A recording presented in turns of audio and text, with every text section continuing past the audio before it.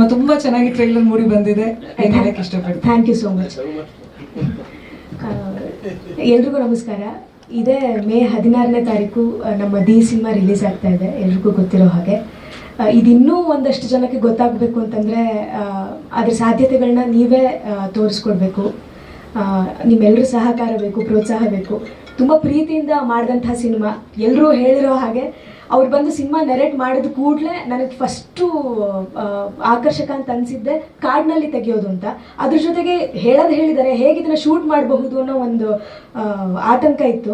ಆದರೆ ಯಾವಾಗ ಅದ್ರ ಸಿನಿಮಾ ತಂಡದ ಜೊತೆಗೆ ಇದ್ದಾಗ ಅಲ್ಲಿರೋ ಎಲ್ಲ ಸಹ ಕಲಾವಿದರು, ಎಲ್ಲ ಹಿರಿಯ ಕಲಾವಿದರು, ಟೆಕ್ನಿಕಲ್ ಟೀಮ್ ಆಗಬಹುದು, ಎಷ್ಟು ಚೆನ್ನಾಗಿ ಸಹಕಾರ ಕೊಡ್ತಾಯಿದ್ರು.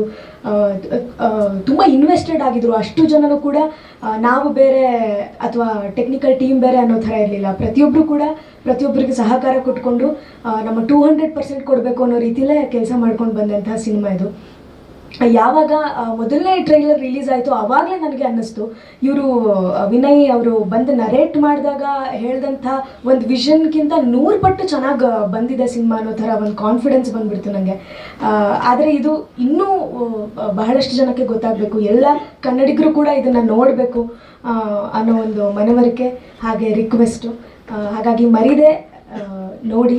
ಮೇ 16ನೇ ತಾರೀಕು ನಿಮ್ಮೆಲ್ಲರೂ ಪ್ರೋತ್ಸಾಹ ಸಹಕಾರ ನಮ್ಮ ಇಡೀ ತಂಡಕ್ಕೆ ಬೇಕು ಅಂತ ನಾನು ಕೇಳ್ಕೊತೀನಿ. ಧನ್ಯವಾದ.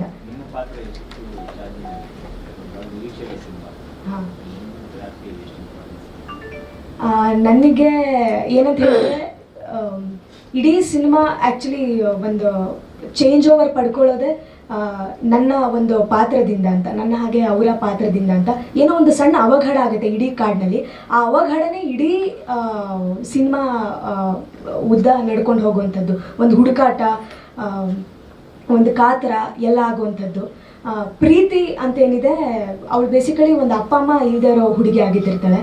ಹಾಗಾಗಿ ಅವಳಿಗೆ ಪ್ರೀತಿ ಏನಂತಿದೆ, ಸಿಗೋ ಹುಡುಗನಿಂದನೇ ಸಿಗಬೇಕು ಅನ್ನೋ ಒಂದು ಆಸೆ ಇದ್ದಿರುತ್ತೆ.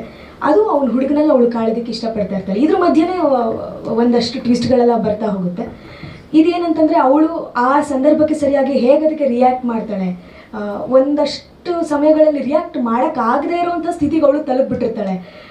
ಈ ಸಂದರ್ಭದಲ್ಲಿ ಏನೇನು ನಡೆಯುತ್ತೆ, ಏನೇನು ಸವಾಲುಗಳನ್ನ ಅವಳು ಎದುರಿಸ್ಬೇಕಾಗತ್ತೆ ಅಂತ ಅನ್ನೋದೇ ಇಡೀ ಸಿನಿಮಾ ನಾನು ಹೇಳ್ತೀನಿ.